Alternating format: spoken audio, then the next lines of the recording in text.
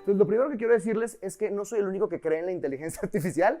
Facebook hizo una cosa que se llama FAIR, que quiere decir justo, pero también quiere decir feria, y es el Facebook Artificial Intelligence Research. Hizo un espacio para poder sentarse a construir este tipo de lugares y creó unas cosas increíbles. Este es el Summit que hizo Facebook este año, 2018, para poder ver cómo podíamos hacer lo que ellos habían hecho, algo que nosotros hiciéramos, y liberaron esta. Es una cosa impresionante. Ahora tu celular puede tener la capacidad de sacar información visual y entender quién es, cuándo es, si es un refrigerador, si es un perro, si es algo. Hoy en día su celular es profundamente más inteligente que ustedes.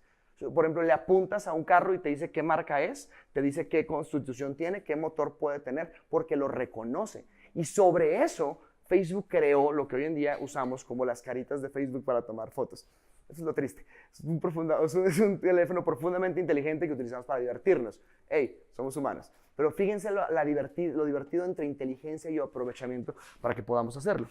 Pero también, desde FAIR, hizo una cosa increíble. Cambió la forma en la que la matemática de punto flotante permite que uno pueda entender problemas de inteligencia artificial mucho más rápido. Si no saben qué es matemática de punto flotante, no se preocupen, no tienen que saberlo porque Facebook ya lo solucionó. Y si quieren saber cómo se computa, no se preocupen porque Nvidia ya lo solucionó. Lo único que ustedes necesitan hacer es entender que ahora la inteligencia artificial es mucho más rápida gracias a lo que Facebook le regaló al mundo. Y sobre eso se procesó una cosa que se llama PyTorch. Dentro de los lenguajes de programación hay un lenguaje que se llama Python. ¿Han oído Python? Sí, eso, todo el mundo ha oído Python, uno de los lenguajes más famosos para poderse hacer, para poder compartir información, compartir librerías y muy sencillo de programar. Resulta que sobre Python hay una cosa que se llama NumPy, sobre NumPy hay una cosa que se llama Pandas, sobre Pandas hay una cosa que se llama Py, sobre Py hay una cosa que se llama PyTorch, sobre PyTorch hay una cosa que se llama TensorFlow, sobre TensorFlow hay una cosa que se llama FastAI. Todas estas bibliotecas que uno puede ir construyendo una encima de la otra se instalan con un comando. Uno le dice, por favor traer las últimas cosas de FAIR Research y el coso básicamente baja todos esos scripts, los instala, los compila en lo que más o menos toma algo así como unos 15 minutos. Tú traes algo así como 40 años de investigación matemática y como 10 años de compilación de Python a tu computador. Y si haces un par de comandos más, le dices, Google, pásame tu inteligencia, y bajas un archivo de 2 teras, o sea, es un poquito grande, lo admito, de 2 gigas, perdón, es un poquito grande, lo admito, que te da a tu computador la misma inteligencia que tiene Google para reconocer imágenes. En más o menos 30 minutos. Solo tienes que haber no quieren leer, no se preocupen, hay videos en YouTube que les explican cómo hacer esto. El punto es demasiado fácil hoy en día tener inteligencia artificial. La última versión de Fast.ai, que es la plataforma más usada ahorita, que está como moviendo el mundo de Python e inteligencia artificial, cuando yo empecé a aprender TensorFlow a principios de este año, con 40 líneas yo lograba hacer un motor de entrenamiento. Hoy en día con FastAI, con 3 líneas de código, puedo hacer un motor de entrenamiento. Es absurda la velocidad que cambió en los últimos 8 meses la inteligencia artificial. No les estoy hablando de los últimos 5 años, estoy diciendo los últimos 8 meses. Como estaba todos los días viendo inteligencia artificial, la vi crecer. No se imaginan el cambio tan salvaje que tuvo en solo 8 meses. ¿Por qué? Porque hay 4,000 personas en diferentes horarios trabajando sobre el mismo punto. Esta es la velocidad a la que nos estamos moviendo. Casi que hoy deberíamos de tener no un Chief Operations Officer, sino un Chief Update Officer, porque todos nos estamos quedando atrás sin necesidad siquiera de ver. ¿Alguien aquí es diseñador? Levanta la mano. Ok, ¿alguien vio la nueva inteligencia artificial que lanzó Adobe? Salvaje, ya no tienes que aprender a diseñar. Básicamente le dices, aquí hay un error, y el tipo, has corregido. Y quiero hacer esta cosa, venga, lo diseño. Es absurdo. Ahora, lo que pasa es que todavía le tienes que pedir cosas. Ahorita les voy a mostrar cómo le vamos a empezar a pedir cosas sin necesidad de nosotros a las interfaces que vamos a tener. El rollo más divertido de todo esto es que incluso hay tendencias dentro de la inteligencia artificial. Esto es algo tan sólido y tan fuerte. ¿Hay forma de conseguir agua? ¿Podría? Gracias. Que dentro de la misma inteligencia artificial hay un montón de cosas, de tendencias. No las puedo contar todas porque nos pegamos un tiro aquí, pero esta es absurda.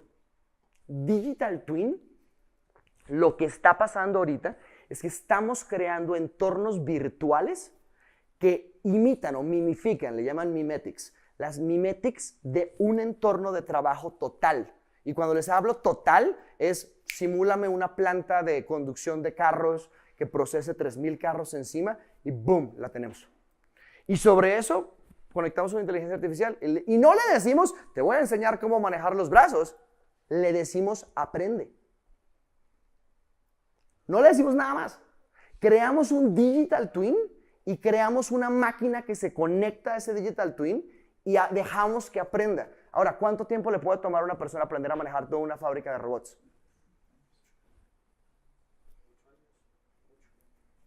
8 años si tiene profesores, universidad. Imagínense una vida que uno tiene que... ¿Cómo es el switch? ¿Cómo funciona? A la máquina también le toma 8 años. ¿Saben cuál es la diferencia? Paralelizamos. Ponemos 400 máquinas a aprender al mismo tiempo. Eso se llaman instancias. Y sobre las instancias corremos una cosa que se llama epochs, que son épocas. Tú le dices, corre 400 años en 400 máquinas y de repente tienes 6,000 años de aprendizaje metidos dentro de un entorno virtual. ¿Qué haces después de que aprendes eso? Lo conectas a la otra máquina. No tuviste que programarlo. No tuviste que enseñarle qué eran las cosas. Él solito, como un bebé que aprende, ¿esto es un brazo? Ok, esto es un dedo. Perfecto, estas son piernas, las entiendo. Y ahora, ¿será que puedo caminar? Camina. ¿Cuánto le toma a un niño aprender a caminar? Como año y piquito. ¿Cuánto le aprende a uno a hacer pararse decentemente frente a una audiencia y explicar con contexto? 40 años. Estas vainas pueden aprender mucho más rápido que nosotros. Y esto es un problema muy divertido, porque quiere decir que podemos ponerlos a aprender problemas que nosotros no entendemos. Uno de los grandes retos que tenemos hoy en día en el mundo entero es el gran problema de la unificación, la teoría de la unificación. ¿Han oído eso? ¿Cómo podemos unir toda la cosa que se llama fuerzas débiles con fuerzas fuertes? ¿Cómo unimos el quark con los átomos? ¿Cómo funciona el electromagnetismo con eso? Hoy en día están utilizando las mismas herramientas que utilizaban para hacer inteligencia, para buscar inteligencia extraterrestre, SETI Program, a lo mejor lo han oído, para tratar de resolver ese problema. ¿Y saben de dónde sale esa idea? Gracias. De Carl Sagan en su libro Contacto. ¿Se vieron esa película, Contacto? ¿Se acuerdan que utilizaban el SETI para descifrar? Hoy en día está pasando eso. Lo hacen por partecitas porque a nadie le interesa que una máquina haga ese rollo. Entonces muy pocas personas lo están soportando con sus propios dineros para poder hacerlo. Pero eso es lo que está pasando. Los grandes problemas de la humanidad están siendo enfrentados por lo que está pasando. Digital Twin es el que a mí me tiene más descrestado de todos. Ahora, sobre este cambio mental que está teniendo la humanidad, Google, a lo mejor han oído de esa compañía, tiene una cosa preciosa que se llama Alphabet. ¿Han oído de Alphabet? ¿Qué es Alphabet? Es el consorcio que es dueño de todas las compañías de ellos, ¿verdad? A lo mejor han oído de esta, que es la B. ¿Saben cómo se llamaba originalmente? Google Brain. Y por eso era la B del Alphabet, porque era el brain, de funciona. Esta compañía empezó hace más o menos unos como 7 años. Contrataron mucha gente hace mucho tiempo como una división, entonces digamos que existía el grupo humano hace mucho tiempo, pero cuando se consolidó Alphabet hace como 5 años, reconoció que hace 2 años estaba trabajando en Google Brain y lo mordió como una compañía. Google Brain es la razón por la que detrás de Google hay tantas cosas tan innovadoras y es impresionante. El papá de Deep Learning, que ya les voy a explicar qué es Deep Learning, hoy en día trabaja en Google. El papá del Internet, del protocolo de TCP/IP, que es Vint Cerf, trabaja en Google. Yo no sé si esos cuates están jalando eso para decir, ¿los tenemos? O porque de verdad esta gente está siendo productiva, porque ya está siendo muy vieja. Pero sentarse a discutir con Vint Cerf qué es lo que está pasando en Internet. Yo tuve la oportunidad de estar con él en una conferencia hace más o menos 3 años y el tipo me dijo, tengo un rollo. Yo lo vi preocupado, le dije, professor, what's wrong? ¿Qué está pasando, profesor? Y me dijo, es que en África no utilizan nuestras mismas letras, entonces estoy pensando cómo podemos escribir un nombre en africano que pueda servir como dominio. Y yo decía, esos son los problemas más importantes de la humanidad, porque de verdad solo una compañía como Google, solo una compañía que tiene ese tipo de talentos puede sentarse a abordar esos problemas que son tan profundamente impactantes en la vida de la humanidad entera. También tienen al cuate de Deep Learning, ya les voy a contar quién es y qué es lo que hace y cómo funciona. Pero lo que ha pasado desde Google Brain para lo que está pasando hoy en día es que hoy en día tienes as a service como servicio a la altura de una tarjeta de crédito lo último en tecnología de inteligencia artificial. Cuando Fast AI, que sale de Python Torch, que se monta encima de todo lo que es la arquitectura de Facebook, se libera por la licencia de MIT, Google libera una nueva plataforma que se conecta virtualmente y o sea, que haces clic derecho y la creas, que es su infraestructura en demanda, y puedes construir encima Fast AI. Hoy en día, si quieres sacar una inteligencia artificial para entrenar un motor de lo que sea, ya les voy a explicar ejemplos de qué son motores de entrenamiento, puedes hacerlo más o menos en 15 minutos, si sabes lo que estás haciendo. Y te vale más o menos $45 el montarlo y más o menos $9 el día. Esto que está pasando es como si ustedes no están viendo cómo carajos meten lo que están haciendo como un consumo de taxi que tiene nuestro amigo de Google para montarse a esta tecnología, muy probablemente se queden atrás. Espero que estén asustados. ¿Listos? Dicho eso, cuando nos empezamos a dar cuenta del cambio que ha tenido Google, esta es la cantidad de productos que utilizan inteligencia artificial para ofrecer servicios. Ustedes ya disfrutan de los beneficios de Machine Learning. Les voy a explicar por qué. Ustedes ya disfrutan. ¿Han visto, por ejemplo, que uno puede decirle a Google, muéstrame unos patos al agua y te muestra imágenes de eso? Antiguamente lo hacía porque reconocía el texto alrededor. Después lo hizo por una cosa que se llama RDF o OWL, que son marcos de meta tag para poder entender semánticamente qué tenía la imagen. Hoy en día ve la imagen y dice pato. La ve. Computer vision se llama eso, y eso ya está pasando en este momento. Más o menos hace 2 años hicieron el cambio. O sea, no crean que esto que les estoy diciendo es como, oh, va a cambiar. No, ya cambió. Lo que pasa es que está oculto detrás del servicio que ustedes están consumiendo ya. Y como no se los cobran, aunque realmente ustedes son el producto, a ustedes los están vendiendo para poder pagar por los servicios, pues Google claramente tiene esa ventaja sobre lo que está haciendo sobre el tiempo. Pero además, que es lo que más me gusta, todas las grandes compañías se están uniendo para poder utilizar la inteligencia artificial alrededor del servicio de la humanidad. Esto es como una de las grandes gritos de la humanidad en cuanto a inteligencia artificial, y es si no nos ponemos las pilas desde ya, esta cosa nos va a llevar. O sea, todo el mundo que habla de inteligencia artificial lo que está diciendo es, si no controlamos desde ya las reglas para poder liberar al público inteligencias artificiales, vamos a tener grandes problemas cuando se salga de control. Y todo el mundo dice, no es una cuestión de si se va a salir de control, es una cuestión de cuándo se va a salir de control. Porque claramente hay personas muy benéficas, digamos, muy que dicen, ay, todo va a estar bien. Dice, es como cuando un humano ve una hormiga, una inteligencia realmente nos va a considerar obsoletos y no nos va a hacer nada. ¿Alguna vez han tratado de construir una casa sobre un hormiguero? ¿Qué es lo primero que uno hace? Limpia el hormiguero. Esto es una cosa súper divertida y es, por ejemplo, los grandes problemas que decimos que la inteligencia artificial no va a ser como, va a construir robots y nos van a perseguir y va a tocar ser parte de la rebelión y va a tocar viajar en el tiempo y construir el Terminator. No, realmente lo que la gente dice no, es que va a pasar cuando estas máquinas aprendan a hacer nanotecnología y conviertan a todas las moléculas dentro del planeta Tierra en una gran computadora. Son problemas totalmente técnicos, no son problemas como filosóficos o algo por el estilo. Eso lo llaman el Grey Goo Accident. Cuando una superinteligencia construya nanobots que pueden procesar cualquier material para hacer más nanobots y sencillamente sea mejor, pues en vez de humanos tener nanobots, end of game. No hay nada que hacer, no tenemos antibióticos para eso, no hay nada. O sea, realmente es como si esto se sale de control, we're done. Y se nos tomaría más o menos unos 20 años.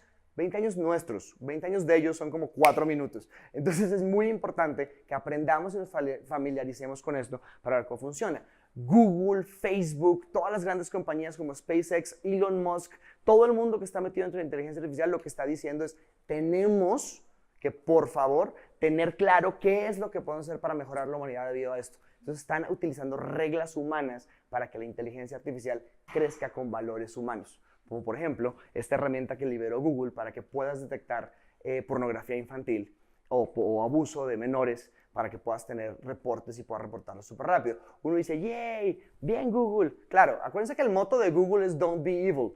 No sea malo, es literalmente su tagline, ¿no? Es como Apple dice, piensa diferente, Google dice, no seas malo. Cuando tienes toda la información del mundo en un solo lugar, claramente tienes que cambiar las cosas que estás haciendo para que funcione. Esta es la cantidad de investigación que se está haciendo sobre inteligencia artificial en el mundo. Quiero que me entiendan que desde 1982, más o menos, en lo más que ha invertido la humanidad es inteligencia artificial. Por eso hoy es lo más importante del mundo. Esto no es de ahorita. Lo que pasa es que no habíamos tenido lo que se llama la ley de Moore. ¿Saben qué es eso? cada 2 años se duplica la velocidad de $100 para la capacidad de procesamiento de $100 de tecnología. Hasta hoy tenemos tecnología suficientemente rápida para poder hacer que esto sea masivamente distribuido. Lo que pasa es que ya sabíamos que íbamos a necesitar los algoritmos. Entonces, por eso es que venimos invirtiendo tan fuerte dentro de esto para que funcione. Hoy los voy a llevar por un viaje para que más o menos veamos cómo funciona. Esta es la cantidad de empresas dedicadas a inteligencia artificial. ¿Cómo la ven? ¿Grande? ¿Muchas? Eso es solo Canadá. Cada país más o menos tiene eso. Colombia, obviamente, está en el 1% del 1% de la investigación de inteligencia artificial, pero cada país más o menos tiene esto. O sea, el mapa total de esta cosa, que hay un bureau que se encarga de hacer esta cosa, sencillamente dice no hay forma de graficarlo. Hacen cuadritos diciendo números, porque todo el mundo está trabajando en inteligencia artificial. Y cuando digo todo el mundo, es todo el mundo está haciendo startups, todo el mundo está haciendo panoramas de cómo competir en las diferentes industrias, todo el mundo está montando, comprando compañías. Estas son las adquisiciones de compañías de inteligencia artificial. Cuando alguien crece, desarrolla una inteligencia artificial, la compra Google, la compra Apple, la compra no sé quién. O sea, miren la cantidad de compras que ha habido solamente en los últimos 5 años. La gran carrera es inteligencia artificial. Si un país desarrolla inteligencia artificial, lo que los militares están diciendo es mejor bombardearlos. O sea, ¿se acuerdan de que el botón en los 80s era la Guerra Fría y decían, si oprimes el botón, yo lo oprimo? Aquí es, si desarrollas inteligencia artificial, es mejor borrarte. Es el protocolo oficial de Rusia, es el protocolo oficial de Estados Unidos. No sabemos qué hacer, no sabemos si, o sea, si nos enteramos que lo desarrollas y que se vuelve consciente, lo mejor que podemos hacer es destruirte. Literalmente es el protocolo. No saben qué hacer. No es como vamos a desarrollar la nuestra.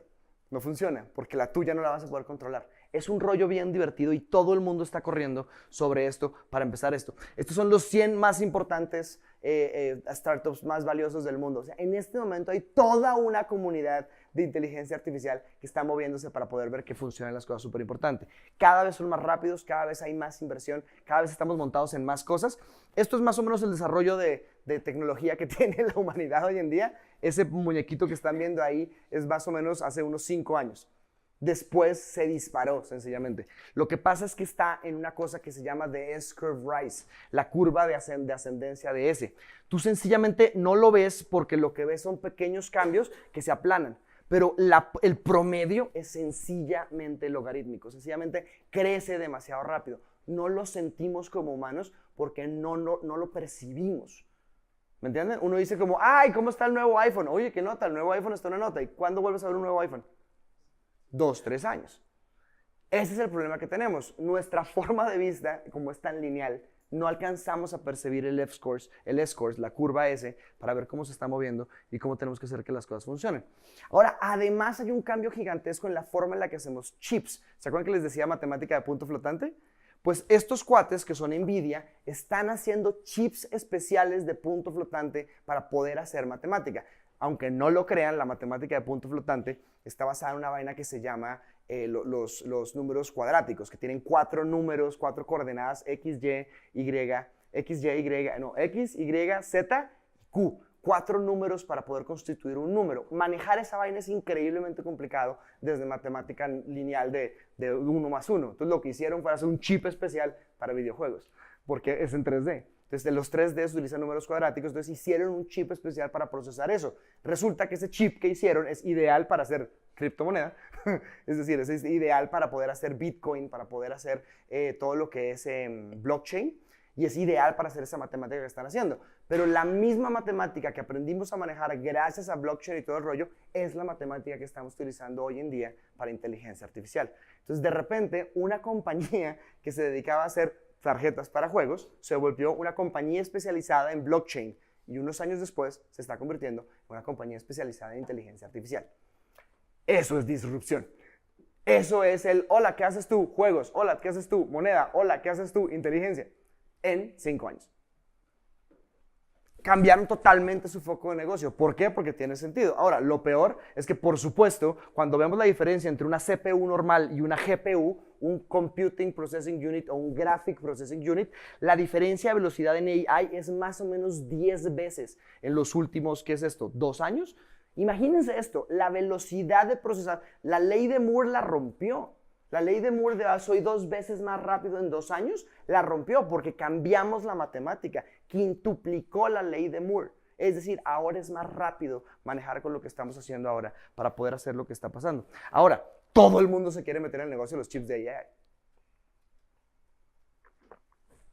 Y por supuesto, ya el mundo está diciendo, no, hay que competirle a NVIDIA. No pueden ser los únicos que tienen. De por sí han oído de otra cosa que se llama GeForce. ¿Algún gamer por acá? Bien, chévere. GeForce lo que dijo es, juegos. Imagínense la estrategia. Tú ve y distráete NVIDIA por inteligencia artificial. Yo me voy a concentrar en hacer juegos. ¡Wow! Bold decision, ¿no? El decir, no me importa qué está pasando, lo mío es entretener a humanos. Vamos a ver que eso funcione. Más o menos, esto es como el crecimiento de velocidad. Hoy en día nuestros computadores están más o menos a la velocidad de un mosquito, de un cerebro de mosquito, más o menos en lo que ¿qué sería esto? Como 10 años van a estar en la velocidad de un ratón, más o menos en unos 10 años más después, 20 años después de eso, van a estar en la velocidad de un cerebro humano, lo que quiere decir que en 2060, $1,000 te van a dar la capacidad de procesamiento de todos los cerebros humanos que hay y ha habido. O sea, en 2060 vas a tener la humanidad a un clic de distancia. O sea, ese cuentico de que Wikipedia tiene toda la información, ¿qué vamos a hacer con eso? Es una locura. O sea, ustedes probablemente van a estar vivos en ese momento. O sea, esto es algo que va a pasar durante su generación. ¿Me entienden? Esto es algo que si no nos preparamos hoy para manejar, no vamos a tener claro qué es lo que podemos hacer. Los humanos manejamos habilidades muy puntuales. Manejamos una habilidad que, pues, sí, sé hablar, sé escribir, sé cruzar la calle, pero también soy muy bueno programando. Claro, pero la computadora lo que hace es que expande algorítmicamente sus capacidades porque se entrena para hacerlo. Entonces, realmente no se trata tanto de competir con la computadora, sino se trata de trabajar en equipo con ella para ver cómo está funcionando. ¿Conocen esto? ¿Han jugado alguna vez Jeopardy? Increíble, ¿no? Te dan una respuesta y tú haces la pregunta. Entonces tú dices, ¿qué es? Le dicen E igual a mc al cuadrado. Y el humano responde, ¿qué es la teoría de la relatividad de Albert Einstein? Entonces responde con una pregunta. Pues resulta que hace unos años, después de que las computadoras nos ganaron en ajedrez, nos ganaron después en Go y después nos empezaron a ganar en lenguajes de reconocimiento del lenguaje natural, que es esto, que es Jeopardy, tú le dices la pregunta, él la reconoce, la entiende, la procesa y formula una pregunta, pues le ganó por casi 2 veces el puntaje a los mejores jugadores de Jeopardy del mundo. Este cuate de aquí había ganado 74 veces Jeopardy. Es el tipo que más información absurda tiene en su cabeza. Es el tipo que te podía recitar todos la Liga de Superhéroes de la Liga de la Justicia o te podía decir los últimos 25 generaciones de reyes de Inglaterra. Absurdo. Él mantenía toda esa información en su cabeza y ahora lo que le hace es que esta máquina tiene cómo ganarlo. Ahora, afortunadamente, también se equivoca. Cuando le hicieron una pregunta que era de las ciudades de Estados Unidos, ¿cuál es la que tiene un aeropuerto y un segundo aeropuerto nombrado de tal forma? Y respondió Toronto. Es decir, cumplía con esto, cumplía con ciudad, pero no entendió que Toronto era de Canadá y que Canadá no era parte de esa cosa. Aún así ganó. Ahora, un error de esos en una operación, estoy de acuerdo que todavía no podemos darle el bisturí a los computadores, pero obviamente estamos a nada de que eso pase para que se pueda funcionar. Entonces, básicamente, ¿qué es la inteligencia artificial? Es una rama de informática con fuertes fuentes en la lógica y ciencias cognitivas, que tiene la capacidad de asumir que los problemas son solucionables y los matematiza. Esto no es algo lógico, intuitivo o cognitivo. Vuelve todo matemáticas. Ya les voy a explicar cómo funciona ese proceso para que vean de qué se trata. Pero sobre todo, quiero que entiendan que más o menos vamos a pasar a invertir de 525 millones a 14,000 millones de dólares en inversión de inteligencia artificial. O sea, esto va a cambiar súper radicalmente. El impuesto está, el crecimiento está más o menos al 20% anual de esta industria. Y estamos esperando, de verdad, que podamos pasar a revenues, a dinero generado desde 357 millones que hoy genera a más o menos 7,700 millones de dólares generado por inteligencia artificial. O sea, hoy hay plata, está cambiando, está creciendo y da dinero. No hay nada que hacer. Hoy nos tenemos que montar inteligencia artificial para poder mover hacia lo que está a futuro. Ahora, esto empieza en 1956 cuando se inventa la inteligencia artificial como tal. Pasa por John McCarthy, que crea un lenguaje que se llama Lisp, que es el único lenguaje que se retrocambia las fórmulas, y eso ya es como, eso es increíble que que el mismo programa se pueda cambiar a sí mismo. Empezamos a ver estudios dedicados en Stanford desde 1975, creamos el primer lenguaje para los robots especializados en 1973. Bueno, y me salté la cosa hacia acá. Primer estudio sobre los sistemas expertos desde Stanford que publica. Osaka y Toshiba hacen un Android, un autómata que es capaz de hablar el lenguaje de señas. Honda presenta a Asimov, que obviamente es por Isaac Asimov, el padre de las 3 reglas de la robótica, que empieza a decir y empieza ya a hacer comportamiento autónomo hace solamente 7 años. Y por supuesto, esto que me faltó aquí, 1996, puse mal el año, qué vergüenza. Pero bueno, lo importante es que a medida que las personas empiezan a redefinir lo que es inteligencia, porque inteligencia para nosotros es, qué tan inteligente soy a la hora de jugar, resolver y hacer las cosas. Realmente la inteligencia de nosotros es un actuar de personas, mientras que la parte de razonar y actuar empieza a ser parte de lo mismo. Mientras que para las máquinas, racionar racionalmente y actuar racionalmente son 2 cosas que se pueden matematizar. Nosotros tenemos una interfaz gigantesca con el mundo que nos permite hacer las cosas para que funcione. Ahora, lo que está pasando es que este cuate, Henry Bergson, dice, estamos creando herramientas para poder crear herramientas. Y eso, por supuesto, cambia lo que está pasando en el mundo. Ahora, hay 3 cosas que están pasando con la inteligencia artificial desde que empezó. Al principio hablábamos de inteligencia artificial general, que era cómo resuelvo problemas, como por ejemplo, cómo resuelvo ajedrez. Después empezamos a hacer de machine learning, que esto nace cuando empezamos a tratar de hacer que se autoentrene para poder jugar ajedrez. Y finalmente estamos hablando de deep learning, que es la oportunidad de retroalimentar lo que está haciendo para que nadie le diga qué es lo que tiene que aprender. Entonces, poco a poco nos vamos volviendo más obsoletos. Eso es básicamente lo que pasa. Al principio nos necesita, después si uno lo configura, funciona, y después ya ni siquiera toca configurarlo para que funcione. Ahora, esto pasa por 3 diferentes personajes. Este cuate, que es nuestro amigo John McCarthy, es el que se inventa la forma programática de hacer inteligencia artificial. Este cuate, que es Arthur Samuels, es el que se inventa la idea de que la computadora para aprender juegue ajedrez contra sí misma y logra hacerlo para lograr vencer al mejor campeón de ajedrez del momento. Y finalmente está Geoffrey Hinton, que es el que hoy en día está trabajando con inteligencia artificial en Google. Estos personajes están montados para hacer todo lo que puedan dentro de lo que los servicios de Google funciona y cómo lo empiezan a extender a otras cosas. Por ejemplo, ¿han oído mucho de los carros que se automanejan? ¿Cómo creen que están aprendiendo? No los pudimos entrenar. No pudimos hacer un software que le dijera, si ves un carro, no te estrelles. Si ves un niño, no lo atropelles. Les tuvimos que dejar, aquí está la interfase, aquí están las cosas, ¿qué harías? Y ellos solitos están aprendiendo. Hoy, en la última versión que tiene Google del carro, los que lo están manejando dicen, no sabemos cómo lo hace, pero lo hace mejor que nunca. No sabemos cómo lo hace. Algoritmos de detección que no entendemos. Hoy les quiero enseñar básicamente qué es lo que está pasando. De inteligencia artificial a machine learning a deep learning es cómo entrenar a tu inteligencia artificial. Y si ustedes son como yo, pues les encanta Chimuelo.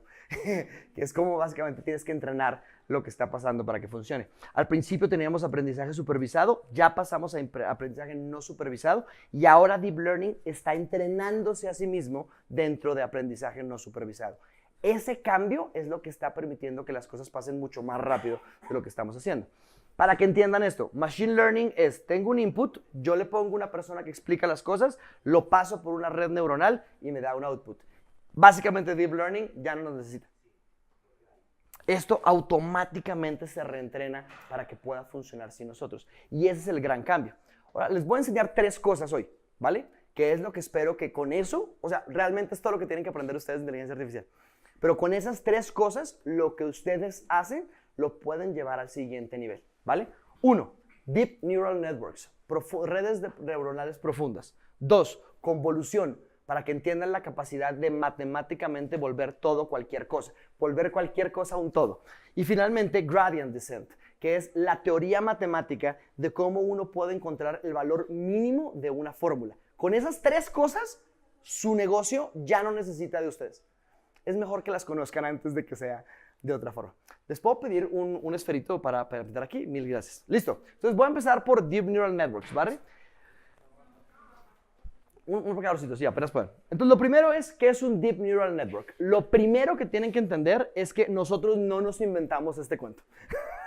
Eso es lo más importante. De la misma forma que un destornillador imita tu uña, y de la misma forma que unas tijeras imitan tus dedos, y de la misma forma que un martillo imita tu golpe, lo que hicimos fue entender durante muchos años, de por sí, si no estoy mal, no lo pude garantizar, no, lo investigué para traérselos, pero no estoy seguro. Creo que alguien se ganó el premio Nobel por poder, gracias, por poder entender cuál era la matemática que hacía una neurona. Lo que este cuate hizo básicamente fue decir, pues mira, si yo cojo los valores de inputs y cojo los valores de outputs de una neurona, pues los puedo básicamente evaluar. Y sacó la fórmula de la neurona. Entonces, midiendo fotovoltaicamente, viendo los voltios, viendo los amperios, viendo la vaina, el tipo calculó la forma en la que una neurona funciona. Muchos inputs, un output. Básicamente funciona así. Hoy en día, lo primero que hicimos, y te les vamos a mostrar un ejemplo, tratamos de hacer que para hacer esa matemática, un procesador entero lo tratara de hacer. Entonces, más o menos en el 85, un procesador podría imitar a una neurona. ¡Wow! Eso, imagínense eso, hace más o menos unos 20 y pico años, un procesador que costaba unos 200, 300 dólares podía imitar una neurona humana. Entonces, para montar un cerebro humano, ¿qué tenías que hacer? Millones de procesadores. Esto básicamente no se puede. Solamente hubo muy pocos ejercicios de hacer esa matemática con cosas conectadas y cambió la forma de entender mil cosas. Les vamos a mostrar ejemplos para que vean cómo funciona. Pero básicamente lo que esto hace es, llegan diferentes voltajes y los maneja de una forma donde los evalúa, los añade en una sola cosa que se llama convolución y finalmente sobre lo que ha aprendido da un resultado. Eso es lo que hace una neurona. Es así de fácil, no hace más. Lo que pasa es que ustedes tienen miles de millones de neuronas metidas dentro de su cabeza y por eso es que pueden sentarse a hacer que funcione. Obviamente esto, lo que volvieron es por qué tengo que utilizar voltaje, utilicemos números.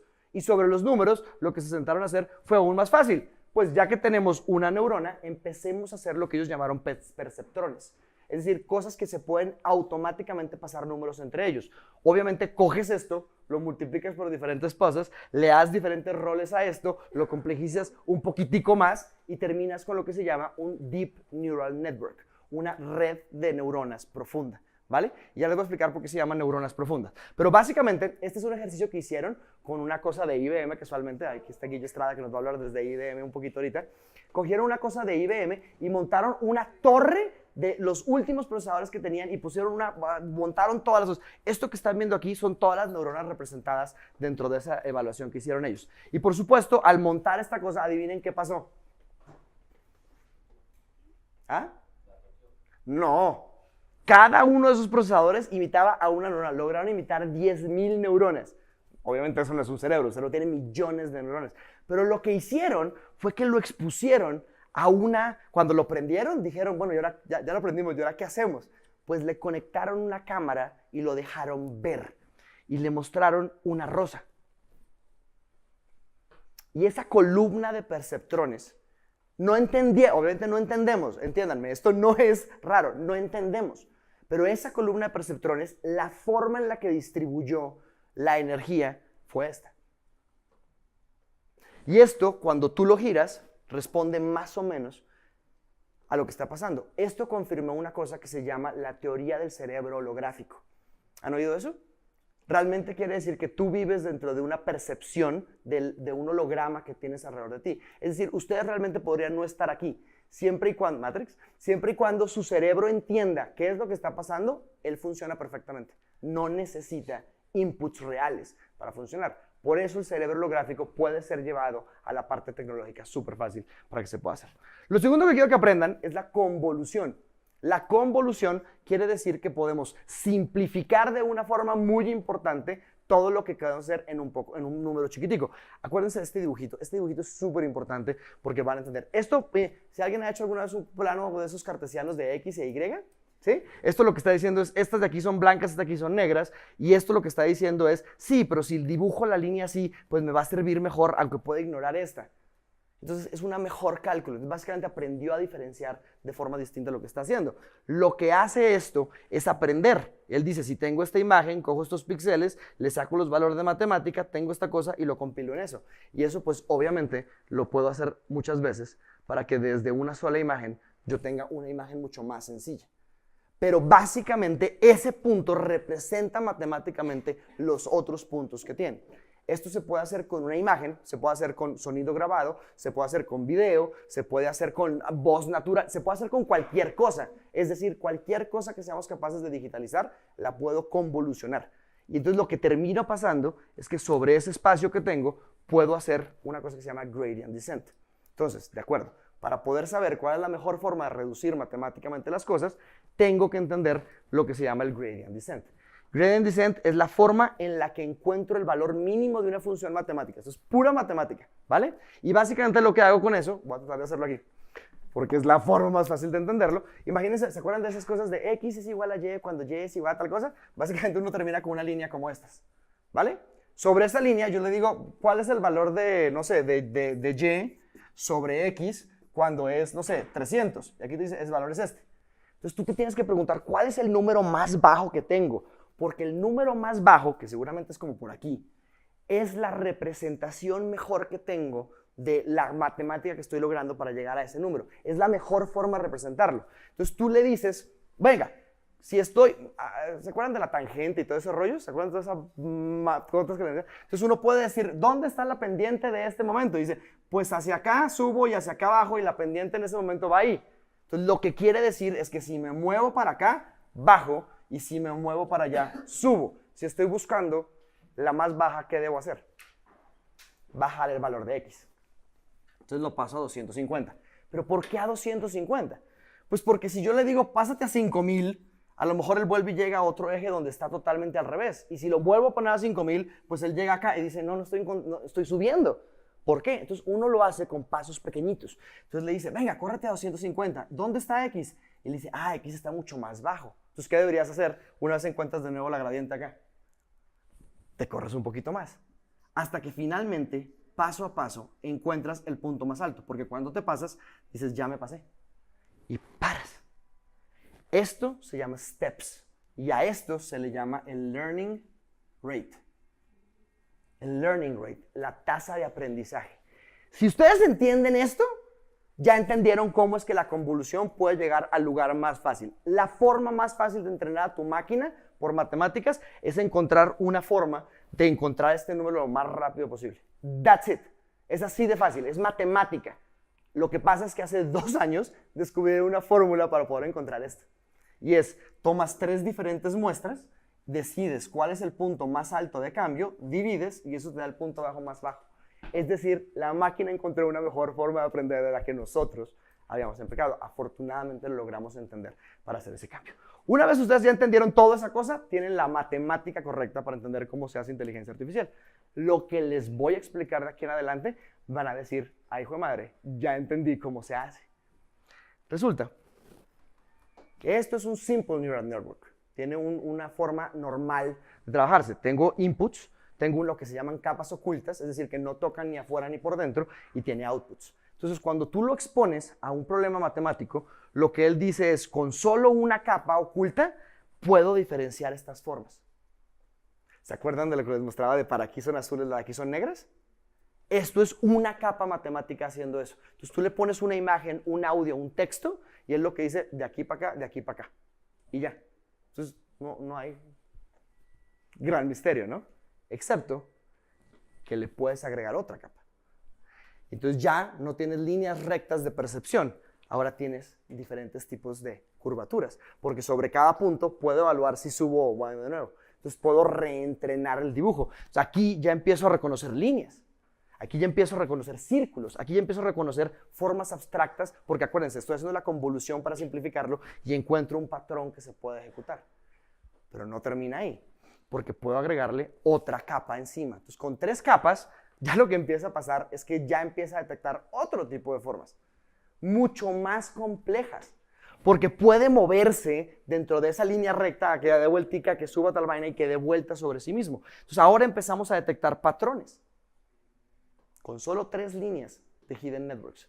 Imagínense, pues, uno puede montar lo que quiera, ¿no? Miren, por ejemplo, con 4. Ya puedo reconocer matemáticamente otros patrones. Como al fin y al cabo para él son matrices matemáticas, yo puedo reconocer con 4 capas de Deep Neural Networks, haciendo convolución, buscando el punto más bajo, todo lo que está pasando. Porque cobro uno sobre la otra lo que está haciendo. Entonces ni siquiera tengo que programarlo. Solamente le digo, a ver, córrelo por este lado. Y él dice, encontré todo esto. Porque son patrones grandes que le está haciendo. Si subes un grado más, ya empiezas a reconocer marcas, empiezas a reconocer caras, empiezas a reconocer... Estos son solamente capas de programación matemática, una encima de la otra, que se retroalimenta para ver cómo funciona. Y por supuesto, pues cuando lo vemos de una forma más explicada, mírenlo con 2 diferentes capas de neuronas, fíjense el resultado matemático que obtenemos.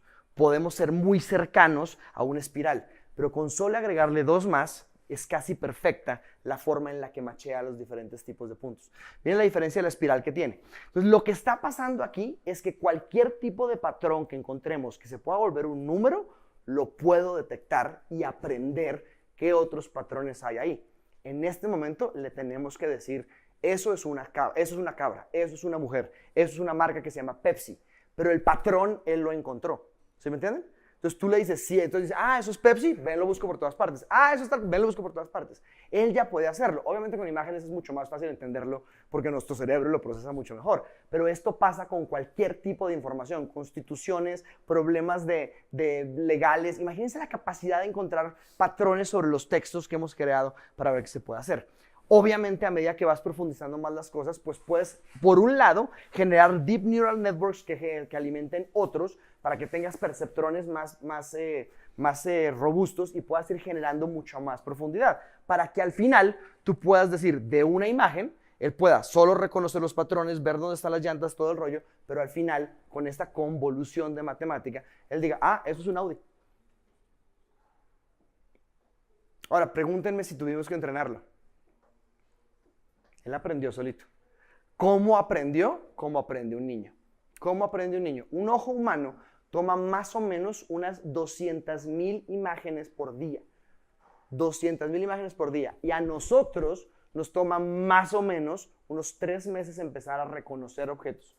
Más o menos un año empezar a reconocer personas. 8 meses para reconocer personas y más o menos un año para empezar a reconocer pequeños movimientos motrices que tienen sentido.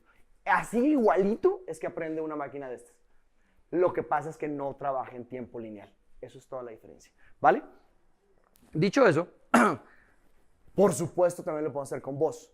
Entonces ahora, ¿se acuerdan que antes uno tenía que hacer speech to text y decía como, quedó como mal copiado, tal vaina? Ahora solito aprende cómo reconocerlo. Porque le pones audio, le pones texto y él va aprendiendo. Adivinen quién tiene audio y texto como loco.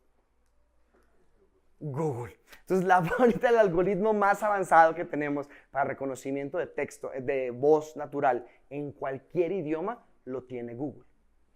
Y lo descargas gratis. Sus aplicaciones, sus servidores, todo lo que ustedes quieran crear con inteligencia artificial, en este momento puede trabajar de esta forma para que se pongan al día y funcione. Ya en el 2011 ya eran mucho mejores que nosotros reconociendo señales de tránsito las máquinas.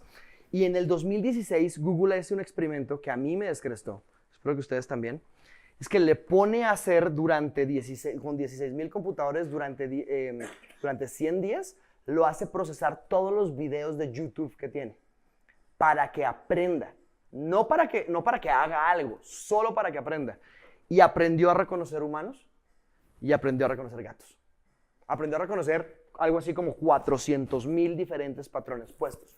¿Qué están haciendo ahorita con Google? Utilizando una cosa que se llama ImageNet. ¿Alguien ha oído de ImageNet? Es un servicio de esta imagen tiene esto, esta imagen tiene una lata, esta imagen tiene tal cosa. Y están chupándose toda la información, que son 500 millones de imágenes tagueadas, para que ahora, ya que después de que pasó de eso, ahora aprenda a reconocer qué es qué. Entonces, hoy en día, no sé si han visto que sus videos de YouTube les salen tags automáticos. Todo eso, para que ustedes puedan encontrar un perrito sonriente más fácil en YouTube. That's it. Trátenlo. Traten de editar sus propios videos en YouTube y mira la parte importante. Él te salta encima. Porque ya te está diciendo, aquí hay un cambio de imagen, aquí encontré una persona, ¿a quién estás buscando? ¿A tuyo? Ahí está. Míralo en el frame 34. Porque ya sabe quiénes somos. ¿Alguien utiliza Google Fotos? ¿Han visto lo que hace? ¿Se han fijado que los reconoce así tengan diferentes edades? es impresionante porque ya además aprendió cómo se ve un humano sobre el tiempo.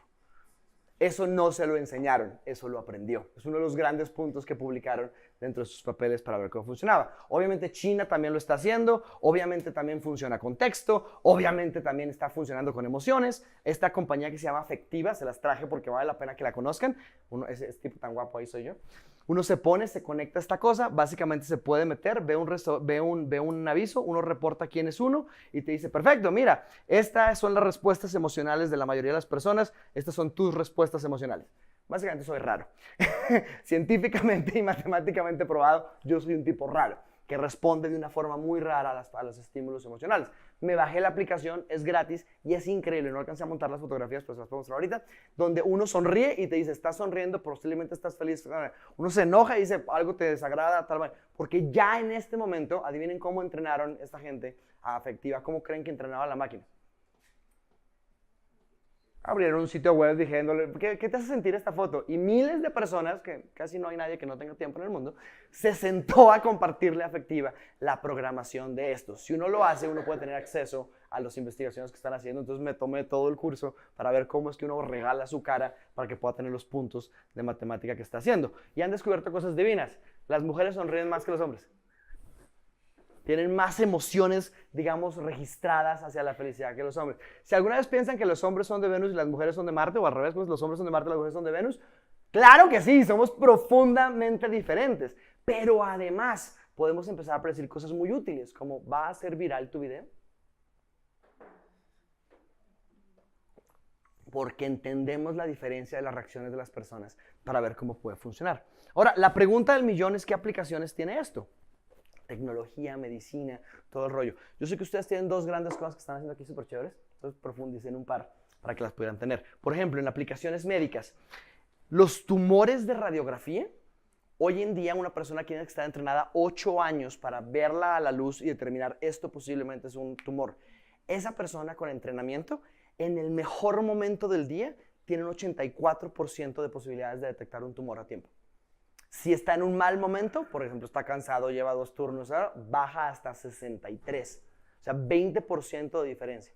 Las máquinas ahorita están reconociendo los tumores al 97% de efectividad constante. O sea, ¿tiene sentido sentarnos ahora que las personas se pongan a ver esto? No sé, es complicado. Ahora, por encima de eso, por ejemplo, vimos que hay nuevas formas de detectar enfermedades. Esta, por ejemplo, es un estudio que descubrió una cosa que era contraria a toda la lógica que le habían enseñado a los médicos. Y es que las células cancerígenas no son lo más importante para poder determinar si una persona tiene cáncer. Son las células alrededor de las células cancerígenas, porque se están defendiendo. Mientras que los médicos toda la vida habían estado entrenados para buscar las células cancerígenas y detectarlas, hoy en día es más fácil para la computadora detectar las que están alrededor defendiéndose para hacerlo totalmente contra natura a las cosas que estaban haciendo y está cambiando la forma en la que estamos reconociendo. El tipo que hizo estos estudios hoy en día es el primer dueño de una compañía médica que no tiene ningún médico.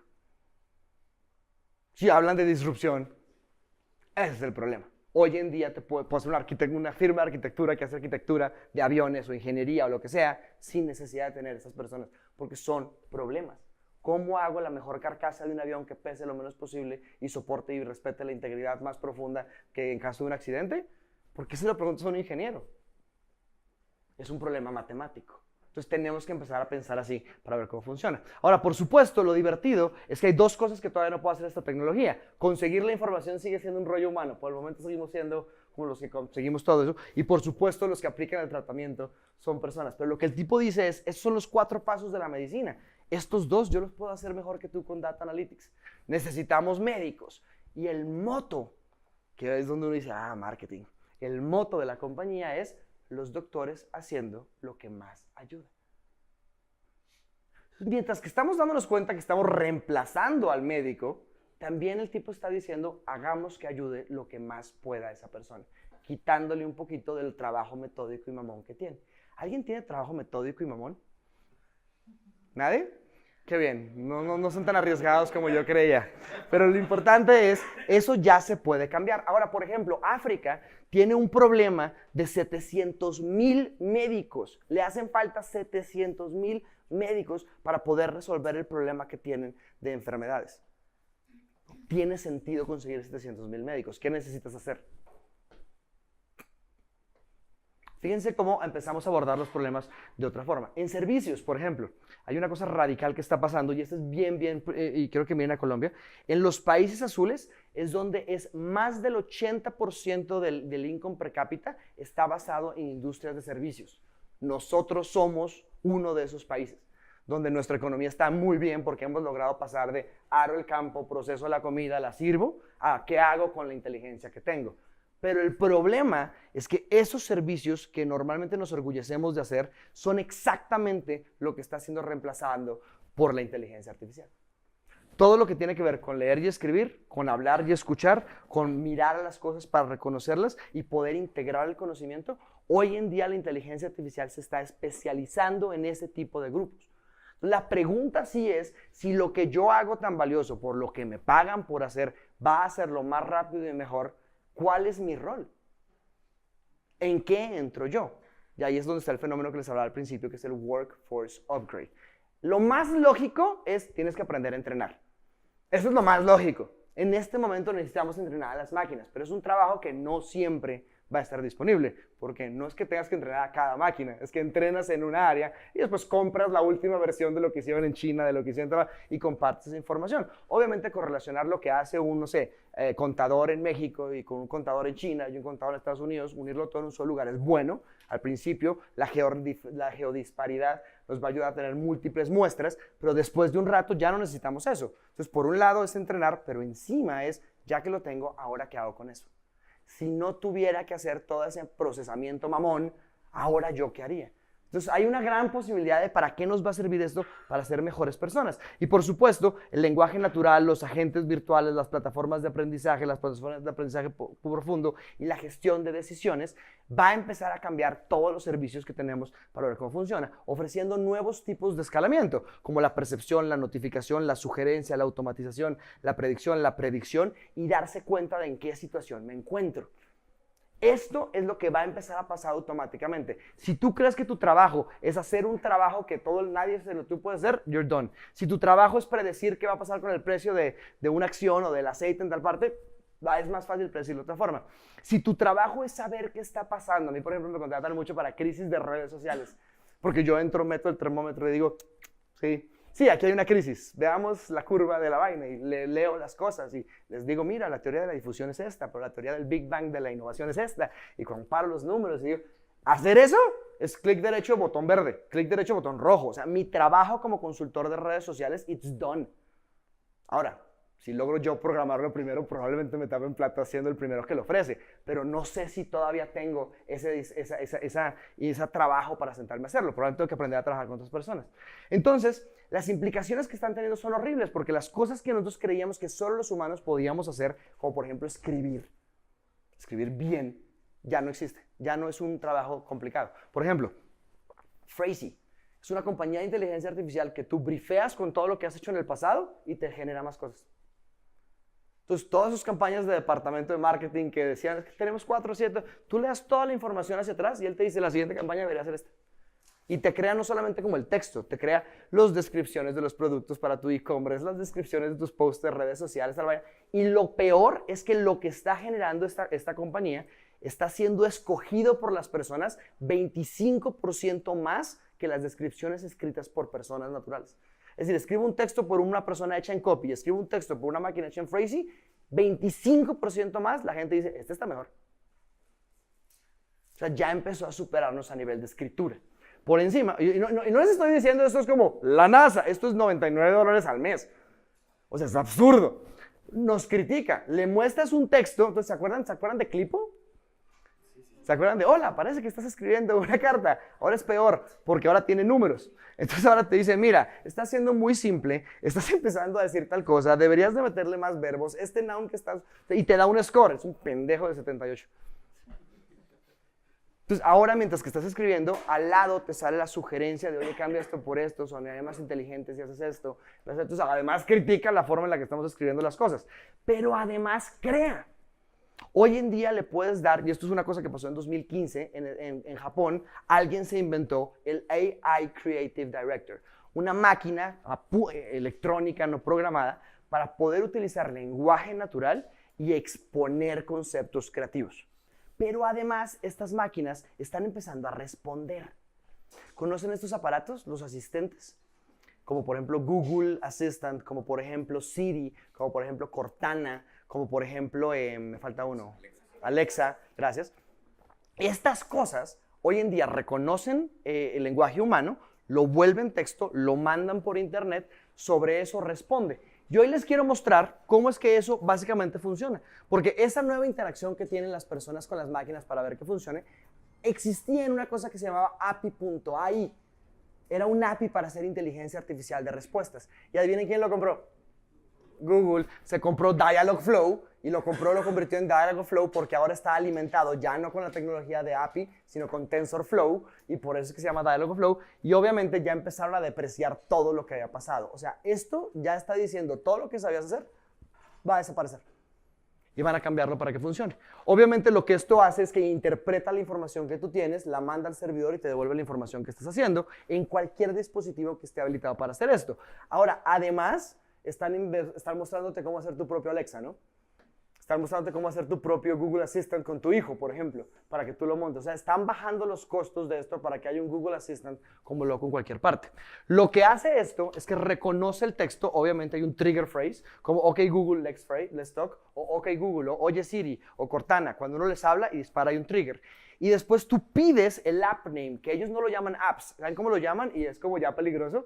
Skills, que son las habilidades. Entonces yo tengo a Alexa, por ejemplo, le digo, Alexa, toca música de reggaetón. Entonces, el toca música o el reproduce música o pon música, él lo reconoce como una habilidad. Y dice, yo tengo la habilidad de poner música.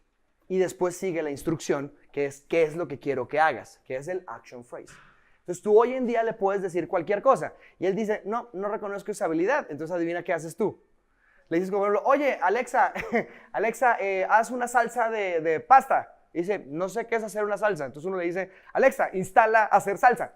Y dice, hay 4 aplicaciones que me enseñan a hacer salsa. ¿Cuál quieres? Y tú, pues, lémelas. Está la de ragú, la de no sé qué. La de ragú. Instala hacer pasta de ragú. Y la instala. Y le dice, Alexa, muéstrame hacer cómo hacer una pasta.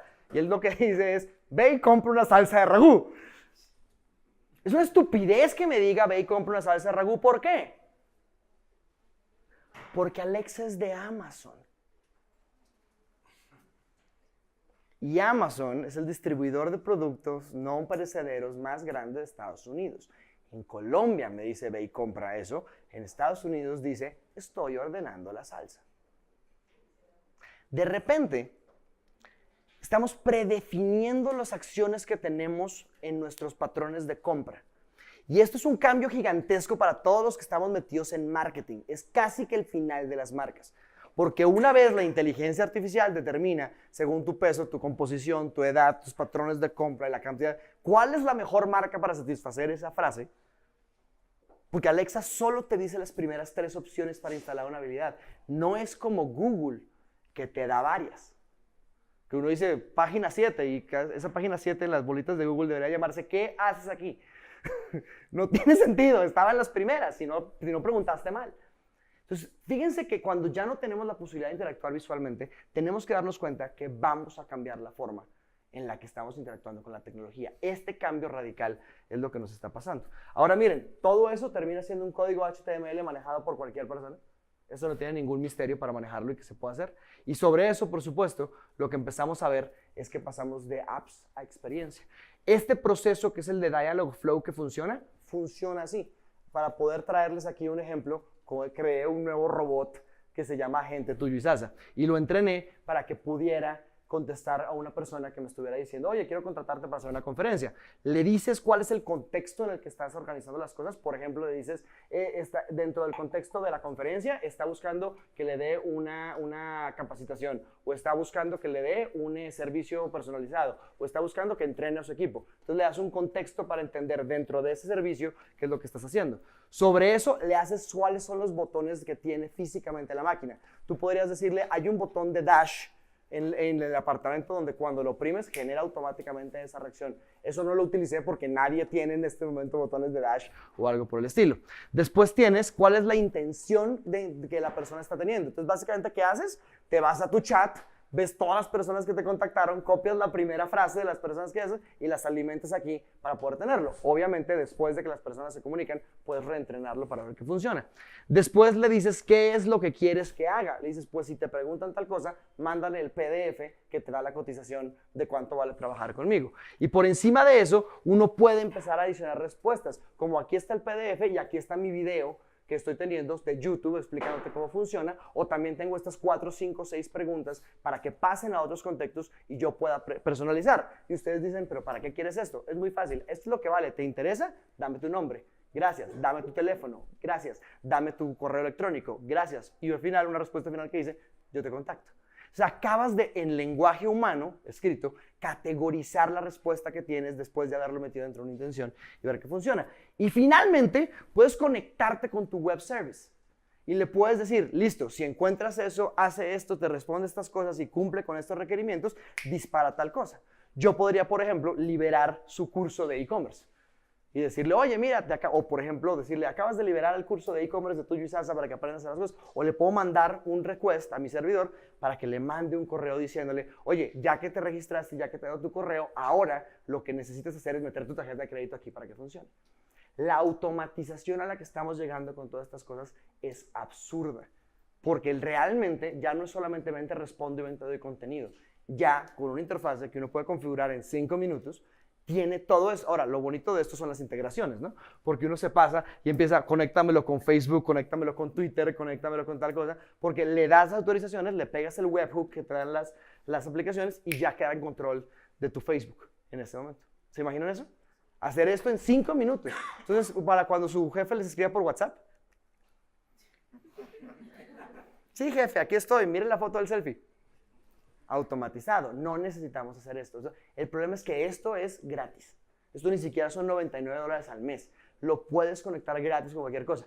¿Qué necesitas sentarte a hacer para que esto funcione robustamente para una compañía? Tiempo. Alimentarlo con eso. Y adivinen por qué Google está regalando esto. Está haciendo que todo el mundo entero entrene a su inteligencia artificial de servicio al cliente. En todos los idiomas. Te doy un valor y tu gran valor es el que me estás dando a mí, porque además te mejora el servicio. O sea, no se sorprendan que pase como Facebook, que en 5 años diga, perfecto, ahora si quieres seguirlo usando, por cada comunicación son 3 centavos de dólar. Ya lo tienes, has invertido todo, ¿cómo funciona? Entonces, la pregunta es, ¿utilizo cosas tan fáciles o desarrollo las mías? Esos son los problemas de negocios que tenemos que empezar a enfrentarnos para ver cómo cambia la situación de lo que estamos haciendo. Entonces, en este mundo, chicos y chicas, donde la inteligencia artificial de verdad está cambiando el contexto del escenario donde nos estamos metiendo, y yo veo un escenario donde la inteligencia artificial tenemos que darnos cuenta que tenemos que trabajar con ella. ¿Sí me entienden? No es una opción. Tenemos que sentarnos a utilizar estas tecnologías para poder hablar con ellas y ver qué funciona. Tenemos una gran pregunta, y esto es de Animatrix. Si alguien no se la ha visto, por favor, véasela. Última tarea que les pongo. Y es, benditas sean todas las formas de inteligencia.